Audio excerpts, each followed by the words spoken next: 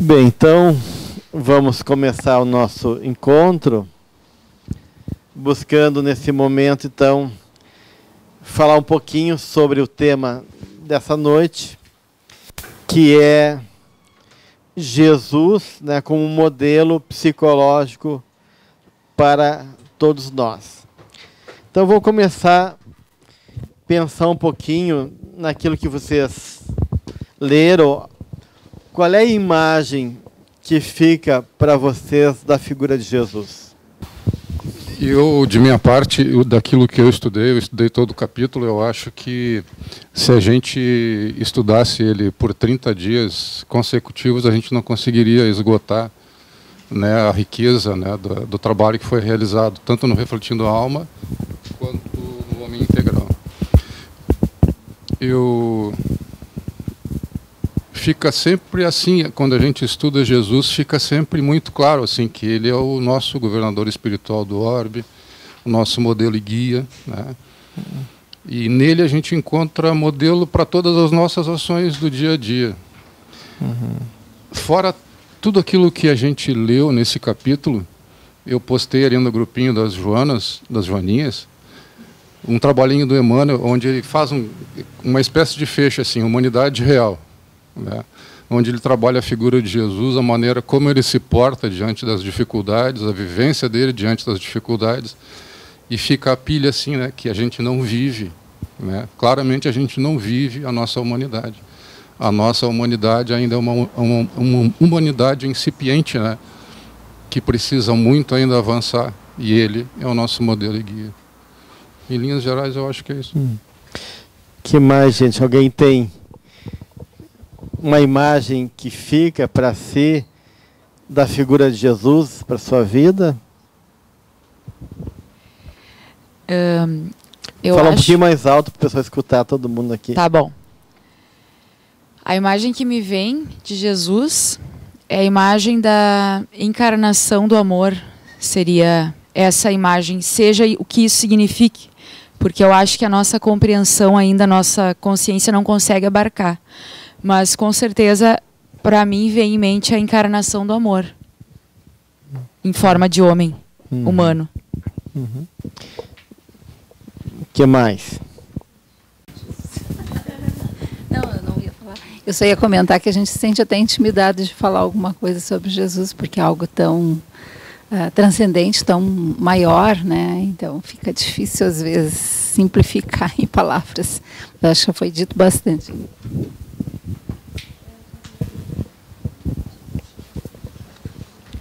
Na minha vida, pessoal, a minha inspiração é para suportar e superar as adversidades, lembrando que ele, sem precisar passar, ele passou tudo isso nos demonstrando, né? A vitalidade, a força, o amor, né? Então, para mim é aí, é onde dói o calo ali, eu já lembro dele, né? Eu acho que ali quando fala que é o equilíbrio entre ânima e ânimos, né? Que nem a colega fala, a gente se sente até incapaz de falar, porque eu acho que isso é tão difícil para nós humanos, esse equilíbrio é tão longe ainda da gente, talvez seja assim, por isso que seja tão difícil, né, de falar dele. Mas, se do ponto de vista espiritual, ele é tão distante de nós, enquanto caminhada evolutiva, ao mesmo tempo ele é tão próximo da gente, né? É tão amorosamente entregue e cuidadosamente presente na nossa vida, né? Porque ele se fez um igual, né? Que ele está tão pertinho da gente ao mesmo tempo, né? E se colocou nesse lugar também de alguém que está disposto a nos acolher, a nos ouvir, a se importar conosco, a poder se ocupar com essa pequenez de cada realidade que é a nossa caminhada, né? Então, ele ao mesmo tempo que está distante, mas do ponto de vista amoroso, afetivo, do que como ele se apresenta, é de uma intimidade, é de uma proximidade ímpar.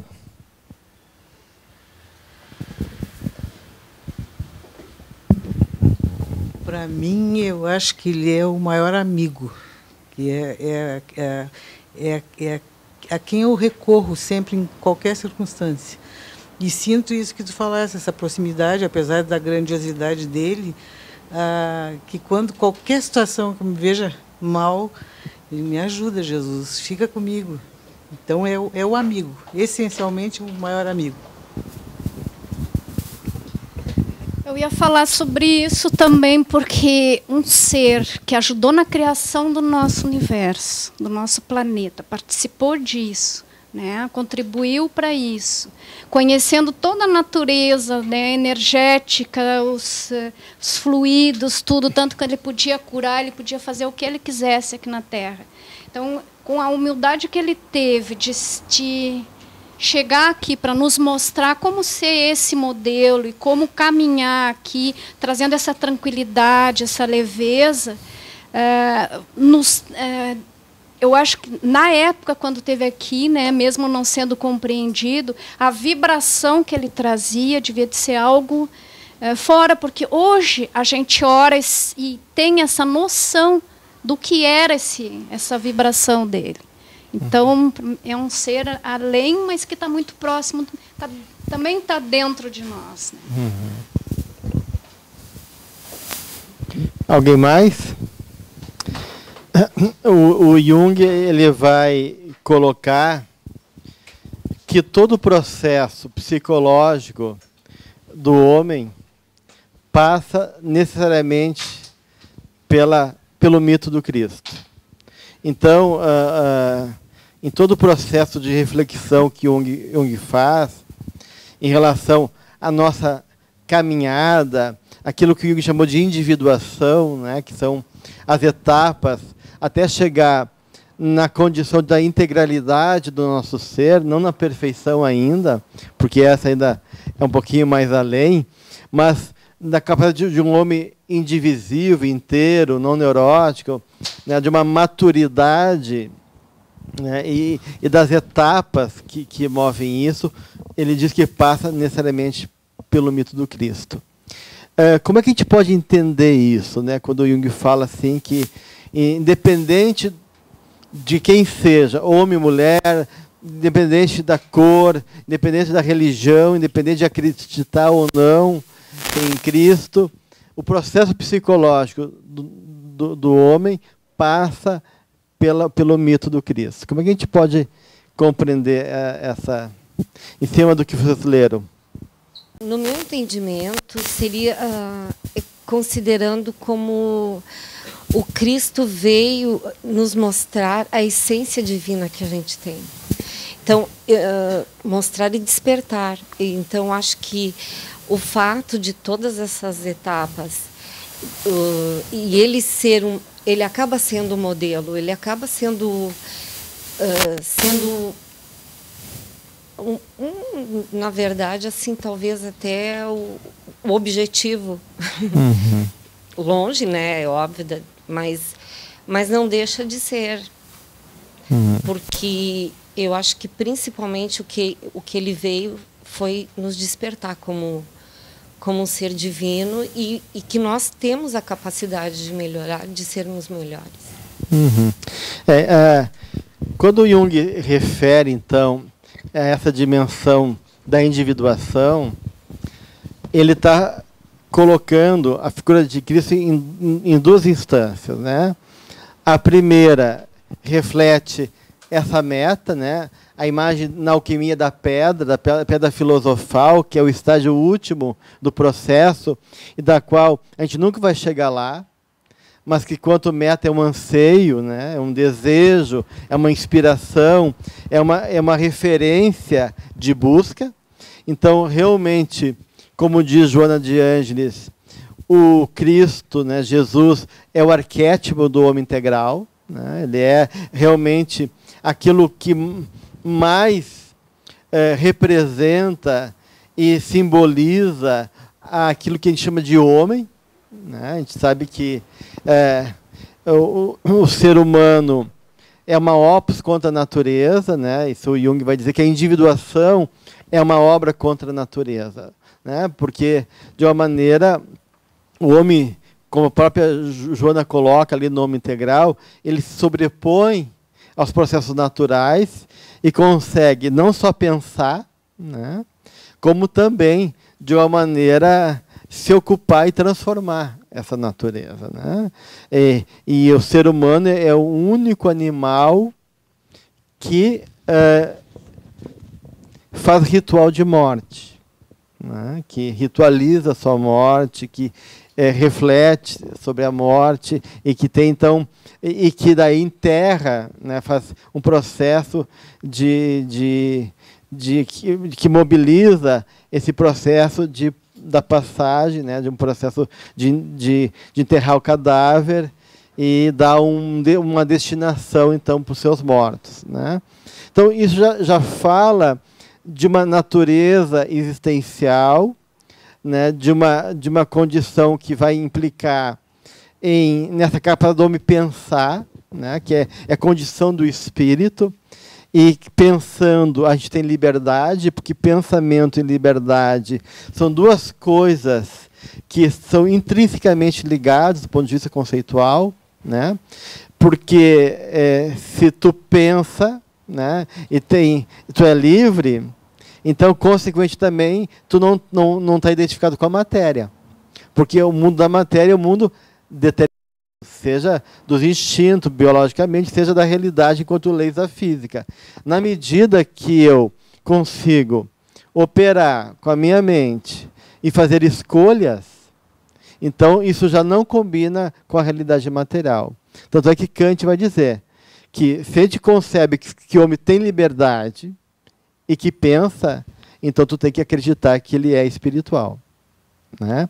Então, realmente, se o homem é essa condição, né, que envolve liberdade e uma capacidade criativa e racional, Jesus é o máximo de liberdade, é o máximo da capacidade, né, mental, criativa, de inteligência, e aquilo que você falou também, de sentimento, de amor. Então, realmente, enquanto arquétipo do homem integral, então ele é essa meta, né? Esse elemento que nos inspira, que nos impulsiona e que nos move, né? Enquanto uma planta que busca luz, algo que é essencial e que fundamenta, de alguma maneira, a nossa caminhada psicológica. Fiquei pensando se esse mito do Cristo funciona mesmo para quem tem uma fé religiosa não cristã. Para Jung, sim. Sim? Sim, porque de uma maneira, independente daí se tu acreditar ou não em Cristo e ter ele como modelo, não desconsiderando ele como modelo, então, né, que é a primeira instância do significado dele da individuação. O Jung fala assim que aqui as etapas que Cristo vivenciou e de uma maneira exemplificou são processos arquetípicos que a gente passa na nossa individuação. Então, o Jung fala assim que enquanto modelo, a gente não é uma imitação do Cristo. Ele não propõe assim que a gente tem que ser Cristo ou imitar Cristo no sentido de fazer o que o Cristo fez. Mas essa imitácia do Cristo, esse modelo do Cristo como uma referência, é no sentido de a gente reconhecer nele padrões excelentes de comportamento que se move e se posiciona em padrões básicos da vida de todo ser humano.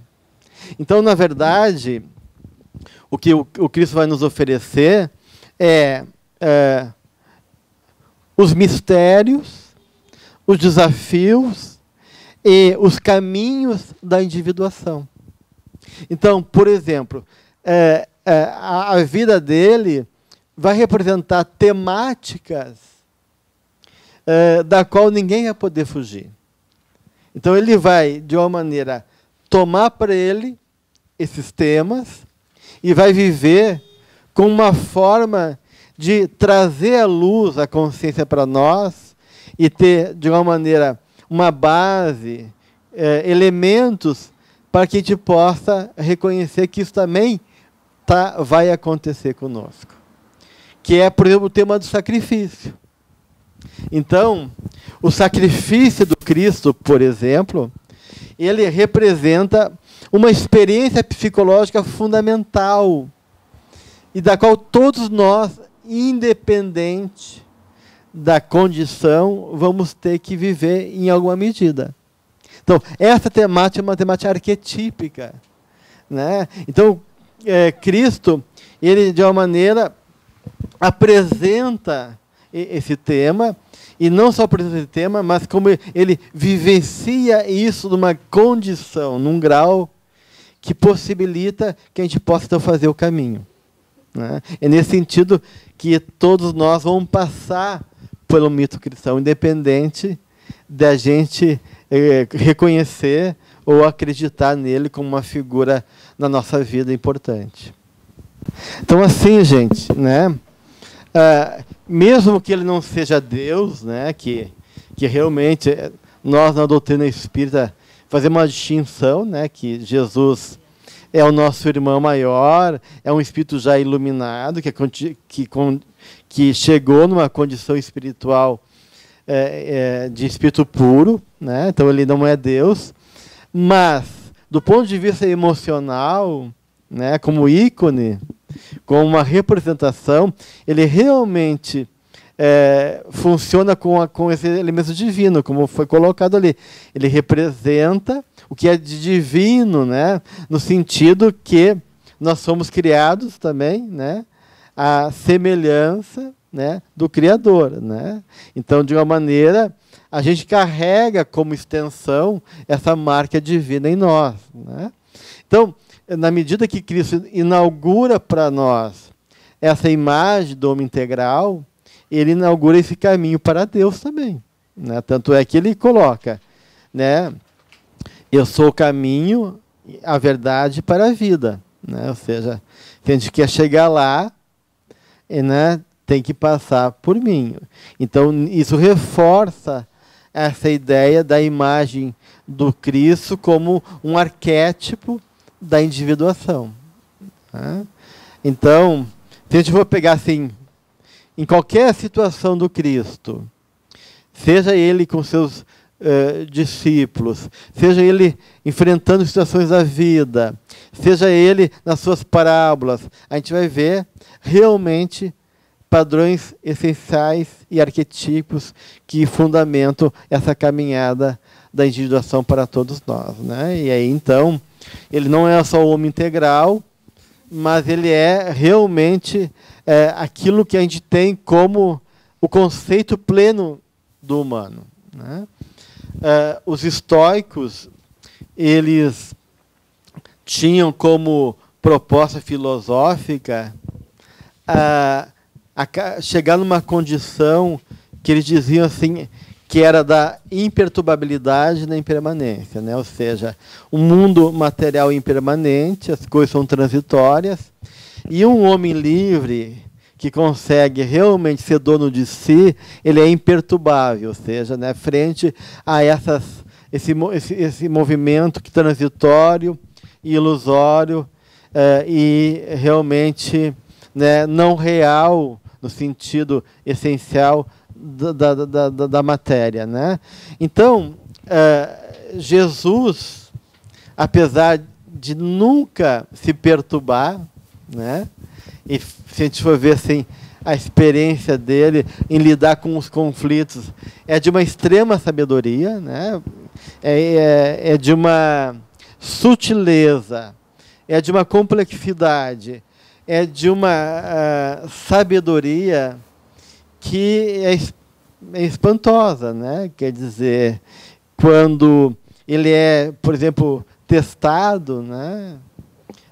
E alguém questiona ele, né? Eu devo isso a Deus ou a César, né? O cara mostra uma moeda, mas quem é que está nessa moeda? Né? Não é César, então dai a César o que é de César e a Deus o que é de Deus. Então ele consegue realmente, né, não se identificar com os complexos do mundo, daquilo que a Joana fala da sombra do mundo, a sombra querendo engolfar, a persona querendo confundir, e ele consegue transitar por todas essas artimanhas confusa, caótica e provocativa da sombra coletiva, sem nunca se deixar prender.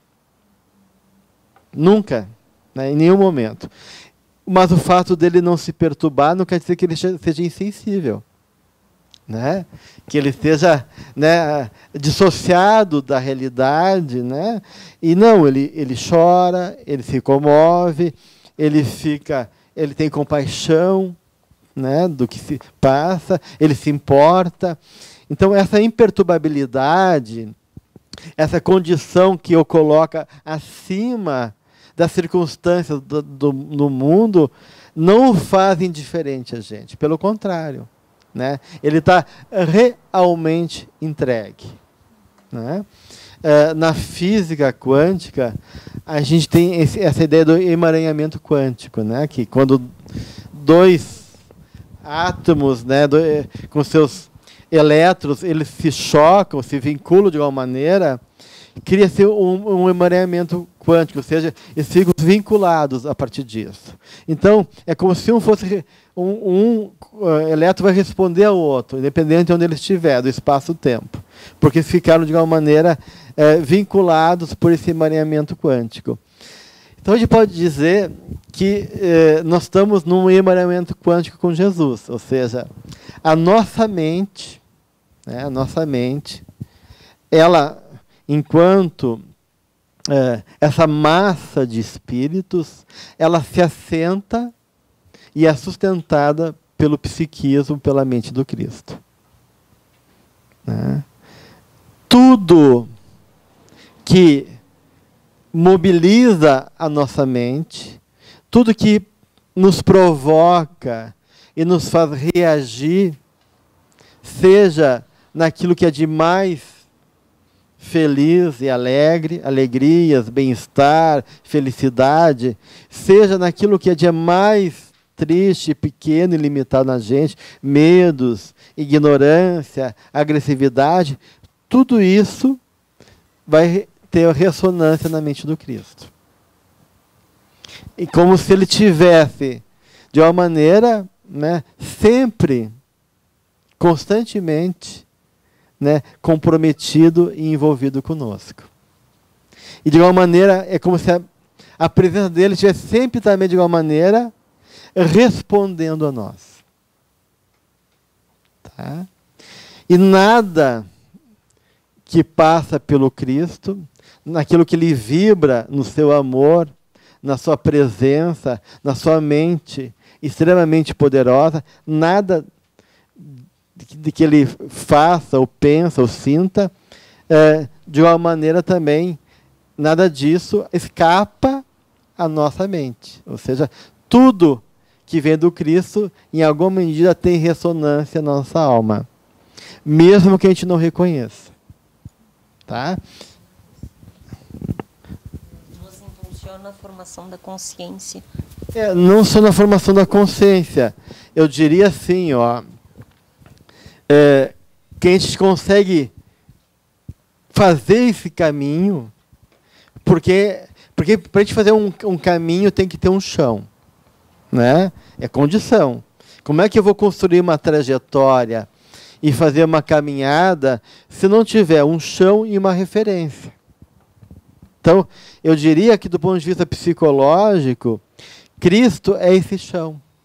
Ele deu base para a gente se situar e se constituir como ser humano, né? A mente do Cristo é tão poderosa, a presença espiritual dele é tão marcante e tão elevada, que ele realmente muda o cenário planetário, não só do ponto de vista desse arranjo que ele criou para nos receber, que foi o planeta Terra, mas enquanto também um arranjo psíquico para nós. Então, se a gente não regride tanto, se a gente não fica estacionado na barbárie, se a gente não... se a gente tem alguma motivação e um estímulo para fazer esse caminho, é porque ele participa da nossa vida. Em vários momentos, né, tanto André Luiz como Joana de Ângeles compara Jesus ao rei solar, né? A um rei e ao sol, que é, digamos, esse astro que rege, né, toda a existência planetária, né, e é o centro do nosso sistema. E Jesus é esse sol que gera luz, que gera calor, que gera vida psíquica para nós.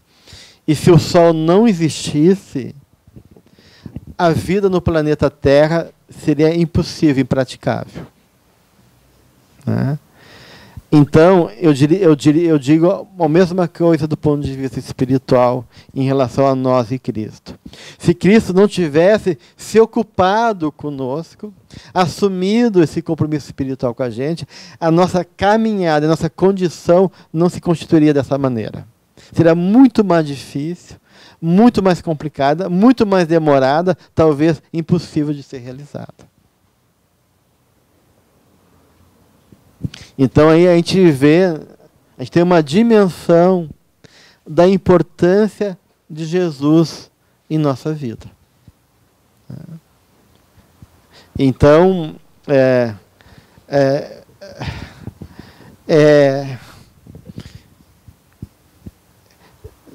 tudo que se apresenta para nós, se apresenta porque primeiro foi vivido com Ele, por Ele. Isso, existe um autor chamado James Hillman, que ele tem um estudo em psicologia junguiana que ele chama de psicologia arquetípica, porque é um estudo que representa um viés dentro do universo junguiano de trabalhar a psicologia a partir da visão da alma e dos padrões arquetípicos, né? E ele fala assim, que a vida do homem só é possível, e só é possível a gente viver algumas coisas porque os deuses viveram antes, né? Então, ele faz uma relação com a mitologia grega, né, que é uma coisa, do ponto de vista psicológico, mais perto da gente, né? Então, ele vai ser realmente taxativo nessa afirmação. Tudo que é possível nós vivermos, do ponto de vista psicológico, só é porque os deuses nos apresentaram isso antes. Então, isso de uma maneira, a gente pode fazer uma correlação espiritual com a figura do Cristo. Tudo isso que nos participa, nos pertence e nos é possível, enquanto condição, consciência, caminhada e possibilidade, ou é porque Cristo nos apresentou, viveu isso para a gente.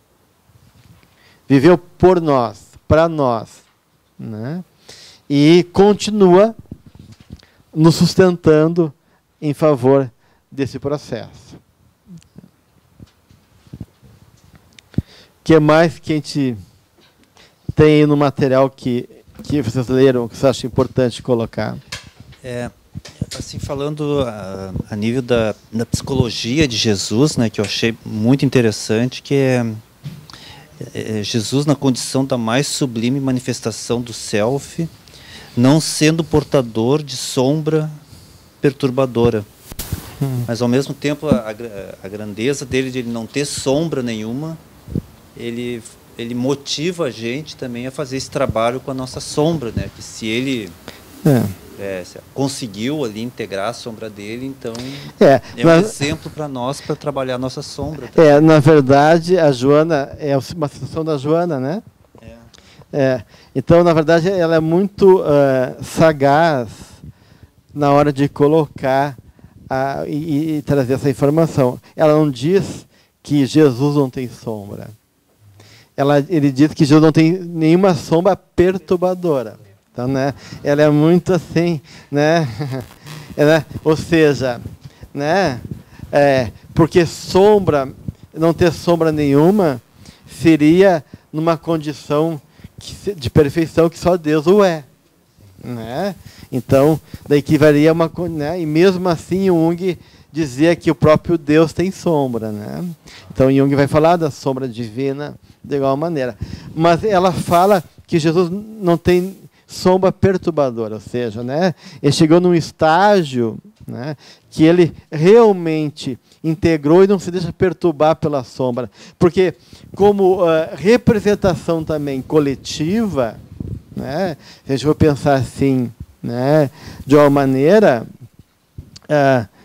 a gente pode pensar que ele também tem um aspecto não só individual, mas um aspecto coletivo para nós, né?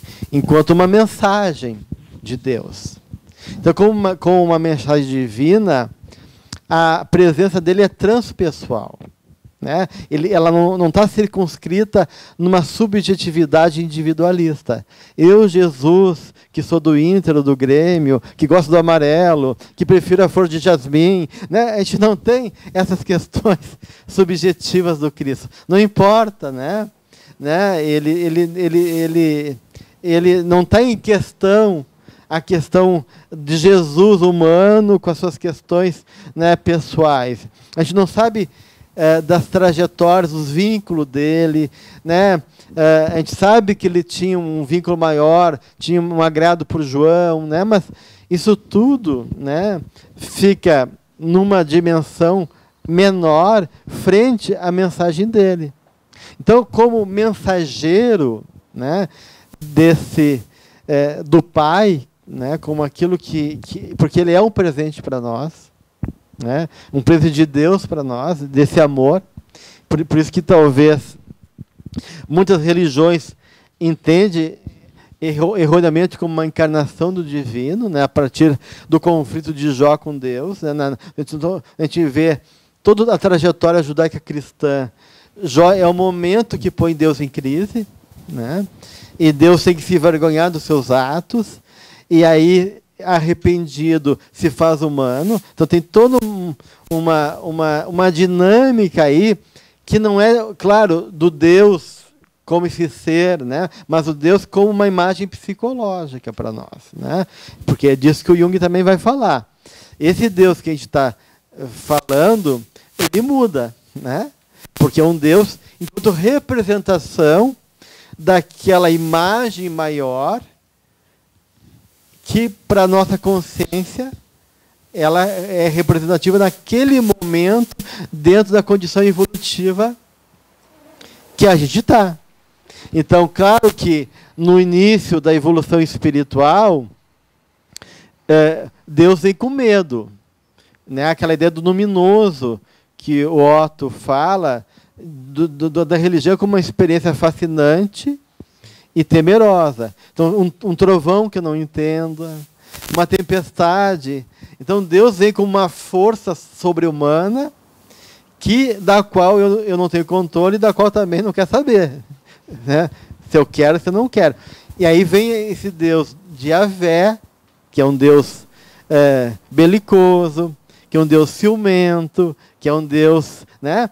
E que depois vai mudando na medida que a gente vai amadurecendo espiritualmente, e Jesus traz o Deus de amor, né? Então, ele muda também, né? A presença de Jesus na nossa vida é um presente de Deus para dizer, olha, vocês estão agora aptos a me entender melhor, né?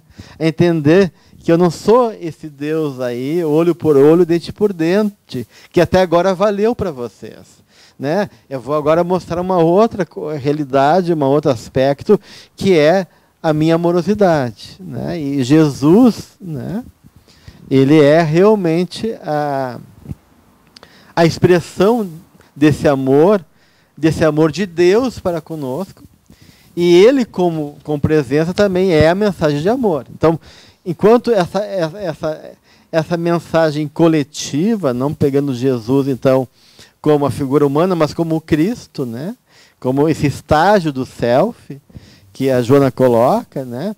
Então, claro que ele vai ter uma sombra coletiva. Então, tem o Cristo e tem o anticristo, né? Então, a gente vai ver que, do ponto de vista psicológico, a sombra vai continuar existindo, né, como uma questão, só que projetada, dissociada da figura do Cristo, mas presente também nesse drama coletivo, né? Então, ela é porque Cristo está representando uma opção, a melhor opção para a gente, né? Ele está representando luz, consciência, vida plena, Ele está representando uma condição máxima que a gente pode chegar. Mas isso tem um preço.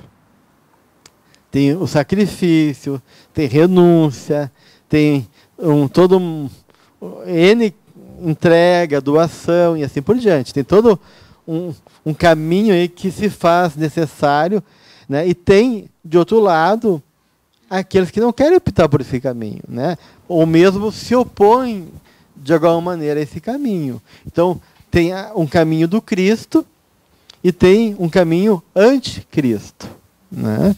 Então, de uma maneira, a gente pode pensar assim que ele realmente não está sujeito a essa sombra perturbadora, mas ele ativa a sombra, né? A gente sabe que né, a gente vê isso em várias histórias exemplares, né? Isso está muito claro na mitologia, né? O quanto que as deusas, a Afrodite, né, ficou incomodada com Psique, porque Psique representava uma mulher tão bela, né, que feria e gerava na deusa um incômodo, né? Então, uma pessoa que é muito bonita, que tem uma qualidade muito majestosa, ela vai incomodar muita gente, né? Então, é natural que Cristo, como essa imagem do amor, ele também é a imagem da guerra, né? Por isso que ele diz que ele não veio mas é trazer a espada, né? Ou seja, né? Então a gente não pode pensar que o processo amoroso que ele nos traz é um processo de geração espontânea, né? Que simplesmente a coisa vai acontecer, né, do nada, né? Então existe uma guerra, um conflito, né? Heráclito tinha uma frase da qual Jung gostava muito que dizia: a guerra é a mãe de todos os caminhos, né? E sem conflito, sem tensão de opostos, não tem consciência. Então, se Jesus nos tira da inconsciência, nos liberta da nossa animalidade, ele nos aponta um caminho para a nossa humanidade, né? Ou seja, né, ele é aquela figura que vai de igual maneira, então, nos apresentar uma possibilidade de condição. Isso é muito mobilizador, gente, para a gente. Muito desafiador, né? Porque isso vai exigir de todos nós um posicionamento. Então, na medida que a gente fala que Cristo é a representação desse self, ele está como esse eixo, esse centro autorregulador e mobilizador das forças criativas da nossa alma. Dos potenciais amorosos e humanos que a gente está desenvolvendo, porque os Espíritos nos colocam que a grande faixa da humanidade ainda está num estágio animalizado, né? Numa sensibilidade ainda muito tosca. Alguns estão num estágio de racionalidade, né, dentro de uma humanidade que começa a se constituir. E a angelitude mesmo, só para aqueles que vêm aqui nas suas missões em favor da gente, né? Então, né, esse processo do Cristo, ele é realmente um presente, mas ele, ao mesmo tempo, ele é perturbador. Ele é muito perturbador, né? Porque com essa humanidade, ele inaugura e faz uma convocação para uma condição de maturidade do ser humano, né? Ou seja, a partir daqui, gente, vocês não são mais criancinha, vocês não são mais bebezinho, né? Eu estou mostrando um caminho. E para isso você tem que estar em condições de fazer a caminhada. Agora depende de você. Ou seja, você tem que fazer uso das próprias pernas, acreditar em mim, acreditar em vocês e pagar o preço por fazer esse movimento. E isso é a grande dificuldade da gente. A grande dificuldade. Então, ele é realmente, enquanto esse arquétipo do homem integral, um libertador, sim. Ele nos liberta dessa inconsciência, dessa condição primária de animalidade, né, que envolve toda essa barbárie que ainda a gente tem muito ainda dentro da gente, né, apesar do vernizinho social que a gente vive, né, mas ela está ali muito presente ainda. Então, ele nos liberta no sentido de poder nos trazer uma solução e uma possibilidade de transformação, mas, com isso, ele diz, está na hora de cada um assumir aquilo que é e pagar o preço por suas escolhas, né? E isso aí realmente a gente não gosta. Daí começa a complicação, né?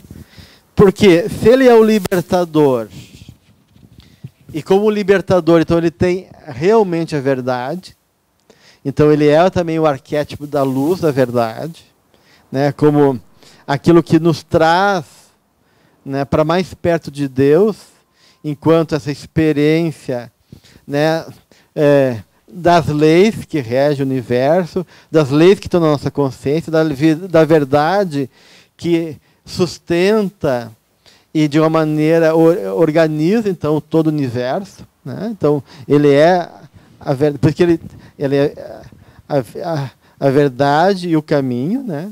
Então a gente está falando da verdade e do caminho, ele é as duas coisas, né?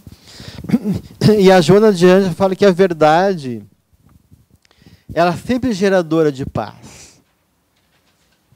Que a verdade dulcifica, nos torna leve, nos gratifica, gera felicidade. Mas aonde? Aonde isso que a Joana fala, né? Aonde está isso, né? Para que a gente não vê isso, né? Então, se a verdade gera paz, gera alegria, gera, dulcifica o nosso coração, nos planifica, por que a gente tem medo da verdade? E se a gente tem medo da verdade, a gente tem medo do Cristo, né? Porque se ele é a verdade, né, ele também traz isso, ele também nos traz paz, também traz alegria, também nos dá plenitude, né? E por que a verdade é tão difícil para a gente? Né? O que está em jogo aí? Porque é difícil. Às vezes coisas simples na vida da gente, né? Como reconhecer um erro. Ou trabalhar um aspecto psicológico da gente. Como a gente resiste. A gente cria defesas para dissociar, para escamotear, para racionalizar, para justificar e não se confrontar com a verdade. O que tem aí? Reconhecer o erro, né? Nós reconhecemos a verdade, que é um erro, e sermos até gratos por isso, né? Por ter reconhecido, é um certo medo, dá um certo medo de falar para o outro que eu errei e me perdoe pelo erro, né? Me desculpe pelo erro. Eu acho que isso é muito difícil na atualidade. Eu não vejo as pessoas, eu mesma, né? Hoje eu estou consciente disso, mas há um tempo atrás de me desculpar, falar, não, eu errei, me desculpa, errei, e reconhecê-lo mesmo com verdade e sinceridade naquilo de coração. Então, eu acho que essa plenitude de pensamento que Jesus nos mostra, está consciente e está pensando nisso, nessa caminhada que ele veio mostrar, né, para a gente, essa verdade, fica um pouco mais fácil, né, quando a gente está consciente disso. Mas há um tempo atrás, não, agora. Eu acho que o crescimento, ele implica em sacrifícios, e muitas vezes a gente não quer fazer esses sacrifícios, porque o medo da dor, né, de sacrifício implica em ter dor, né, e nós não queremos passar por essas dores, né, para crescer. Eu acho que tem a ver justamente com o nosso processo evolutivo, que talvez a gente não dê conta disso. Então, é esse o medo. Porque a gente está no estágio ainda envolvido pelo egoísmo, orgulho, uma série de coisas que a gente ainda não dá conta. E aí esse medo de não dar conta é que nos afasta, né? Talvez. Aquela reencarnação do Emmanuel, que ele é Publio Lentulus, e ele descreve fisicamente o Cristo, ele fala, e aquilo marca, né, que quando ninguém conseguia olhar para aquele homem, que quando os olhos brilhavam, afastavam, se assustava, e quando melancólico, fazia chorar. Então eu imagino a comoção que a verdade não causa, a ponto de nós não suportarmos a imagem. Eu acho que esse seria o encontro com o self. Deve ser algo terrificante e muito belo, a ponto de doer, tu saber o potencial cristão que existe dentro de ti, né? Eu me lembrei dessa passagem da presença do Cristo, né, perante o Pilatos, né, que ele falou sobre a verdade, né? E aí me ocorreu assim que ele trazia a verdade, mas ele também deixava a pessoa escolher, né? Ele respeita o livre-arbítrio, né? Por exemplo, ali diante do Pilatos, ali, né, antes da crucificação, ele disse para o Pilatos, né, sobre a verdade, né, que ele perguntou se ele era rei, né? E ele respondeu daquela forma, né? Tu o diz, né? Então ele devolveu, né? Porque ele sempre devolvia, né, a resposta para a pessoa, ela mesma, né, se questionar, né? Sim. E vamos ver qual é a tua responsabilidade, né? Então essa questão da verdade. Da verdade, né? Eu acho assim de uma beleza, assim, mas é responsabilidade, né? Aproveitar o momento. Pegando isso que a colega falou aqui, que talvez a gente não dê conta, mas será que a gente não dá conta realmente, ou a gente não acredita que não dá conta, né? Porque se ele veio e nos mostrou um caminho, é porque a gente já tem condições para fazer essa caminhada, porque nada seria oportunizado e também impedido se a gente não pudesse fazer essa trajetória. Então, na verdade, talvez a gente fique preso numa fantasia de incapacidade, né? Então, me parece que aí, né, nessa questão da verdade, tem duas questões. Uma que é difícil enxergar a verdade, porque a liberdade, assim como ela tem essa condição libertadora que o Cristo nos traz, ela desestabiliza o nosso ego. Então, é uma experiência de morte, né? Morte psicológica, né? Então, a gente é tão identificada com um padrão, então falta realmente essa fé, e realmente parece que a gente não acredita no amor de Jesus, do Pai. Ainda é difícil, não sei se a gente não se acha merecedor, ou para nós é tão estranho que fica difícil acreditar que existe alguma coisa assim tão verdadeira, né? Mas a gente resiste, né? Porque essa morte realmente é a morte dessa inconsciência infantil, né? E desestabilizando o nosso ego, faz que a gente se comprometa e assuma uma responsabilidade. Então, tem duas questões. A gente não quer ser responsável, e, ao mesmo tempo, a gente tem uma autoestima ainda muito baixa para aceitar que a gente pode, que Deus nos ama, que Jesus aposta na gente e que sua mensagem é realmente para nós, para cada um de nós, e não para o outro. Isso. Essa integração, eu estava me lembrando agora da história da Madalena, né? Que eu acho que ela foi a mais completa que apareceu dentro da história ali na transição ali do Cristo, porque ela veio das piores situações, se converteu tudo isso, e ali no momento ela, na verdade, no início foi uma paixão pelo Cristo dela, né? Porque foi um ser completamente diferente que ela viu na frente dela. E, na verdade, ali, quando ela disse que faria qualquer coisa que ele quisesse, né? E ele realmente disse que ela daria o testemunho depois. Só que isso se passou uns 30 anos ainda para depois ela dar o testemunho. Então, na verdade, assim, essa caminhada é que talvez assuste tanto, dessa entrega e desse processo que a gente tenha que passar. Né? Porque a gente não quer abdicar das nossas coisas. Muitas vezes é por isso que, né, tem o seu sacrifício, né, na nossa história. Que a gente tem que matar esse homem velho que fez tanta coisa errada, que passou por tanta coisa, e que a gente ainda está repetindo essas ações. Então, esse rompimento é um processo interno. E aí, muitas vezes, não se quer fazer isso. Né? Então, lá atrás. Eu acho que aceitar a verdade é também uma forma de encarar nossas sombras. Então, por isso que a gente posterga tanto essa aceitação para encarar isso e trazer para a nossa vida. Com certeza, é encarar nossa sombra.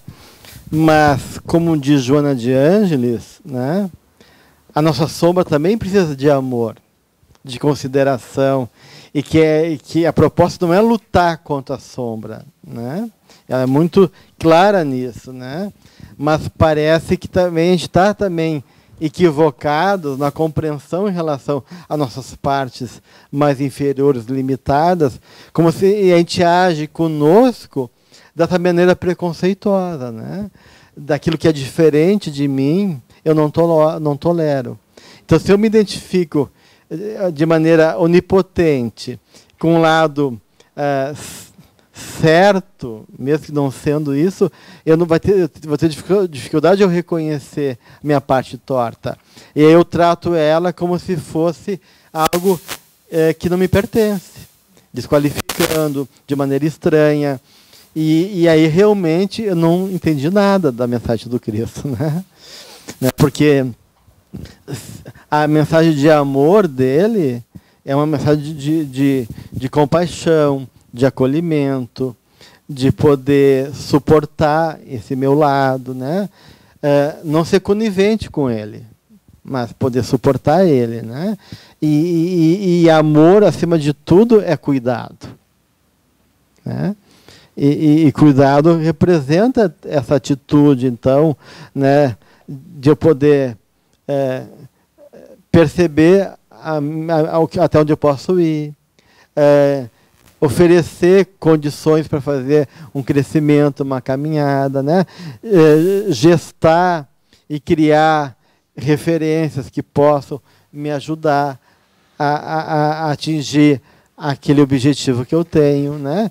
Então, esse amor, né, que a gente tanto almeja, não é uma emocionalidade açucarada e inconsequente, né? Esse amor é um tipo de razão, né?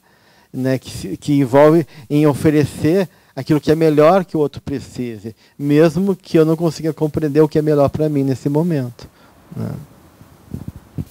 Não, sobre isso que tu estava falando, da gente se achar incapaz de encarar a verdade, né?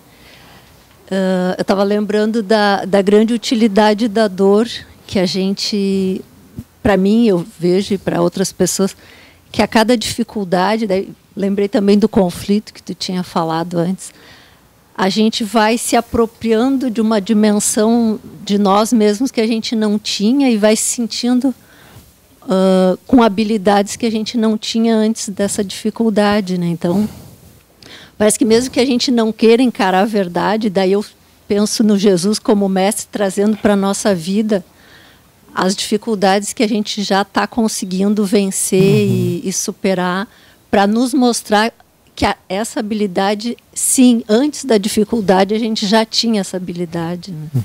Com certeza. Realmente, Deus acredita em nós. Deus sabe de nós. E Jesus também, né? Ele realmente aposta na gente, ele realmente confia, ele realmente tem expectativas, né? Porque ele sabe do potencial, né, de todos nós, né? Quem não sabe somos nós, né?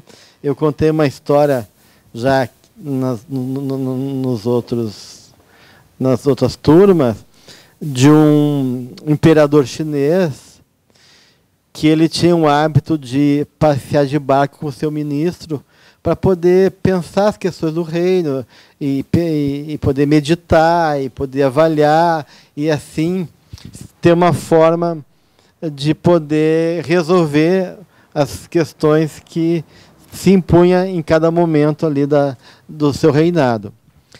E para levar eles tinha um remador, então uma pessoa, né, porque não é o imperador que vai fazer isso, o ministro que não. Então o remador levava eles pelo rio, pelo lago, enquanto eles ficavam se ocupando das coisas importantes, né? Só que o remador não sabia nadar. E em determinado momento veio uma tempestade que gerou uma turbulência nas águas. E o barco começou a ficar à deriva, e o remador, puxa, se eu cair, eu morro, né? Eu vou, né? Não, e ficou com medo e queria voltar. Mas ele tinha muito respeito pelo imperador e não se atrevia a interferir na reunião, que era tão importante, né? E por uma questão pessoal e pequena dele. Mas o medo foi tão grande que ele tocou no ministro, né? Já que não, ministro, desculpa, mas eu estou com medo e eu não sei nadar. Tu pode interceder por mim, pelo imperador, que ele acolha meu temor e possa conceder que a gente volte de novo para a terra firme. E o ministro não deu bola, tipo, fica quieto, que tem coisa mais importante, né? E ficou se ocupando, né, com o imperador das questões que ele falavam. Mas o medo foi aumentando, que no desespero a gente faz coisas impensadas. E aí o remador podia ser degolado, né? Mas ele falou assim, não, já que eu estou aqui numa situação limite, morrendo por morrer, eu vou lá e cutucou de novo o ministro. Diz, ministro, eu não estou aguentando, estou desesperado, por amor de Deus, tu pode... Daí o ministro se compadeceu e falou, olha, imperador, está teu súdito aqui, o remador, e ele está com muito medo, porque ele não sabe nadar, e ele está pedindo que tu possa acolher a sua necessidade e ajudá-lo nesse momento de desespero. O imperador meditou um pouquinho, como não? Vamos ajudá-lo, sim, né? E ele aí pensou, né, como fazer isso e disse para o ministro, jogue-o na água, né? No sentido de que é tudo aquilo que o remador não queria, né? Então, de uma maneira, o imperador acreditava na capacidade do remador aprender a nadar, e aprender a nadar tudo se resolve realmente, né? Se ele cria habilidade, o medo vai embora, ele, né, cria recurso, e para nadar tu tem que realmente entrar na água, né? Então, muitas vezes acontece com isso, a dor, os desafios da vida, a encarnação é isso, né? A encarnação é esse momento que Deus nos joga na água, para a gente, no embate da vida, esperneando, meio desesperado, meio engolindo, né, algumas, né, águas desse mar da vida, a gente possa aos pouquinhos ir pegando confiança e adquirindo habilidade e destreza em relação aos potenciais que a gente tem. Então, a vida do Cristo é aquela imagem que o Jung fala de que a individuação é viver uma vida por inteiro, né? E o próprio Cristo assevera isso na parábola dos talentos, né? Quando ele conta a história que foi dado talento para as pessoas, enquanto o Senhor viajava, né? E um deles enterrou o talento na terra, né? Como forma de proteger aquele talento, com medo de que ele fosse roubado.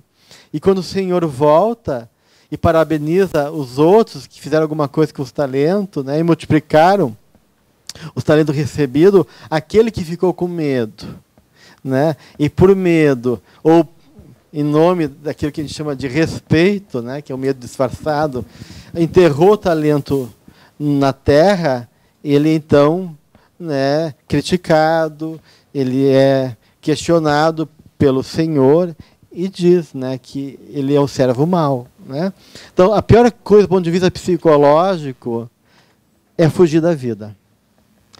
É melhor tu se perder um pouquinho, é melhor tu se lambuzar com um pouquinho de lama, mas ir enfrentar, do que tu recuar.